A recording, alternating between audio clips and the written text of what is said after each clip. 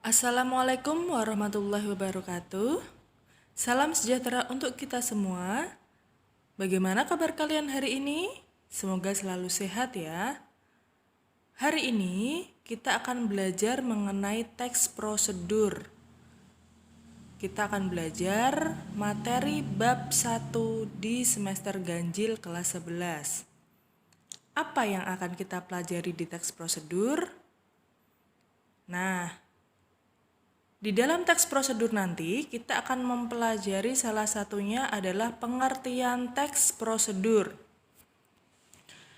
Apa sih teks prosedur itu? Nah, teks prosedur itu adalah teks yang berisi langkah-langkah atau tahapan yang harus dilakukan untuk mencapai suatu tujuan. Langkah-langkah yang dibuat harus urut dan teratur. Pasti kalian tidak asing ya dengan teks prosedur. Ini salah satu teks yang mudah dalam pelajaran bahasa Indonesia. Misalnya, teks prosedur itu bisa menggunakan contoh seperti ini. Cara membuat sabun cuci piring. Misalnya untuk tugas anak analisis pengujian laboratorium. Misalnya, contoh kedua, cara mengkrimping kabel UTP. Itu bisa digunakan untuk jurusan teknik komputer dan jaringan. Misalnya di sini saya beri juga contoh cara mengatur gas pada las GMAW. Itu juga bisa dilakukan untuk peserta didik jurusan teknik pengelasan. Berarti kalau teks prosedur itu biasanya cara melakukan sesuatu atau cara membuat sesuatu ya. Dan langkah-langkahnya harus dibuat urut dan teratur. Struktur teks prosedur. Struktur teks prosedur itu ada dua. Yang satu adalah pernyataan umum, yang kedua adalah langkah-langkah. Kalau ada soal mengenai struktur teks prosedur, berarti jawabannya kalau tidak pernyataan umum, yaitu langkah-langkah, karena hanya ada dua. Nah, di dalam pernyataan umum itu ada apa aja sih? Ada apa saja ya? Misalnya, pernyataan umum itu berisi pengertian materi.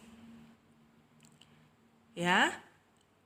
Alat dan bahan, tujuan yang akan dicapai seseorang atau partisipan. Itu yang ada di dalam pernyataan umum. Yang kedua, langkah-langkah. Langkah-langkah atau tahapan dalam teks prosedur berisi cara yang harus dilakukan oleh seseorang atau partisipan untuk mencapai tujuan yang ingin dicapai. Selanjutnya, ciri kebahasaan teks prosedur. Nah, menulis teks prosedur harus memperhatikan struktur teks dan ciri kebahasaan. Ciri kebahasaan yang terdapat pada teks prosedur antara lain yaitu menggunakan kalimat imperatif. Kalimat imperatif itu adalah kalimat yang berisi perintah. Contohnya, bukalah tabung gas arah berlawanan jarum jam. Ada kata bukalah, berarti kita disuruh membuka. Itu adalah sebuah kalimat imperatif atau kalimat perintah. Yang kedua, menggunakan konjungsi temporal. Konjungsi temporal itu adalah konjungsi yang menghubungkan urutan waktu. Ada kata tempo. Tempo itu adalah waktu. Contoh konjungsi temporal itu bisa kemudian, lalu, selanjutnya, mula-mula, setelah itu, pertama, kedua, ketiga, dan seterusnya. Berarti menjelaskan tentang urutan waktu. Biasanya ada ya di dalam teks prosedur hal-hal seperti itu. Jelas ada. Selanjutnya, menggunakan kata teknis yang berkaitan dengan topik atau objek yang dibahas. Misalnya, titrasi. Sebagai orang awam, misalnya saya dari jurusan Bahasa Indonesia tidak paham apa itu titrasi. Nah, yang paham biasanya dari jurusan analisis pengujian laboratorium. Itu adalah yang dinamakan kata teknis atau kata istilah. Misalnya, RAM, proses booting. itu juga adanya di dalam jurusan TKJ. Misalnya welding gun atau gas asetilen, itu juga ada di teknik pengelasan. Kata-kata istilah seperti itu awam untuk orang lain, tapi kalau untuk jurusan tertentu dia paham. Nah, misalnya seperti itu. Nah, di sini saya akan memberikan contoh teks prosedur sesuai struktur. Ingat, tadi saya sudah menjelaskan struktur teks prosedur itu ada 2. Yang pertama adalah pernyataan umum, yang kedua adalah langkah-langkah. Nah, kita coba identifikasi contoh berikut. Cara membuat mockup di aplikasi CorelDRAW.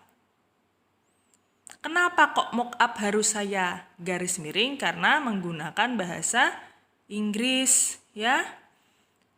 Ingat, teks prosedur itu biasanya diawali dengan kata cara. Ini adalah judulnya. Yang kedua adalah pernyataan umum. Ingat, tadi pernyataan umum berisi pengertian mengenai suatu objek. Yang kedua adalah alat dan bahan. Yang ketiga adalah tujuan. Nah, coba kita perhatikan. Mana yang dimaksud pengertian objek? Nah, di sini ada mockup adalah sebuah konsep atau desain yang memberikan efek menyerupai wujud nyata. Biasanya kalau pengertian itu disertai atau ada verba relasional namanya, yaitu adalah, yaitu, iyalah. Ya, itu ciri dari sebuah pengertian. Nah, yang kedua, tujuan. Tadi ya sudah pengertian, sekarang tujuan. Tujuannya untuk apa? Berarti tujuannya untuk membuat desain baju menyerupai wujud nyata dan sesuai dengan keinginan. Terus yang ketiga ada alat dan bahan. Apa sih alat dan bahan untuk membuat mockup di aplikasi CorelDRAW? Ada laptop atau komputer, aplikasi CorelDRAW, dan gambar baju putih. Nah, itu isi dari pernyataan umum. Ada pengertian, ada tujuan, ada alat dan bahan. Tapi strukturnya hanya pernyataan umum, ya. Pernyataan umum di dalamnya ada pengertian, tujuan, dan alat bahan. Selanjutnya, langkah-langkah. Langkah-langkah berarti tata cara melakukan sesuatu. Nah, langkah-langkah membuat mockup di aplikasi CorelDRAW sebagai berikut. Pertama, kedua, ketiga, keempat, dan seterusnya itu sampai ke 9 itu yang dinamakan konjungsi temporal. Ya. Selanjutnya, buka aplikasi CorelDRAW atau bisa ditulis bukalah aplikasi CorelDRAW. Itu termasuk ke dalam kalimat imperatif karena disuruh untuk melakukan sesuatu perintah, ya. Nah, terus tadi ada kata teknis. Kata teknis misalnya kalau di sini itu ada kata intersect. Ya, ada kata pen tool. Itu biasanya adalah sebuah kata teknis yang ada di jurusan Teknik Komputer dan Jaringan. Itulah penjelasan saya mengenai teks prosedur. Jika ada yang kurang dimengerti, silakan tanyakan di kolom komentar Google Classroom. Setelah ini, kalian harus membuat judul yang akan menjadi dasar pembuatan tugas proyek membuat teks prosedur sesuai dengan jurusan masing-masing. Kalau jurusan kalian dari analisis pengujian laboratorium, berarti teks prosedurnya harus meliputi APL. Tidak boleh cara memasak nasi, atau cara menanak nasi, atau cara membuat nasi goreng. Tidak boleh. Harus sesuai dengan jurusannya masing-masing. Misal teknik pemesinan. Teknik pemesinan misalnya cara merangkai komputer, Itu juga tidak boleh karena tidak sesuai dengan jurusannya ya. Kalian harus membuat sesuai dengan jurusan, hanya judulnya. Jangan lupa kirim ke kolom komentar Google Classroom dengan format nama lengkap _ judul. Ya, itu sebagai bahan presensi atau sebagai presensi kalian hari ini. Tidak mengerjakan berarti tidak saya beri presensi. Jelas ya? Semoga bermanfaat. Selamat mengerjakan. Wassalamualaikum warahmatullahi wabarakatuh.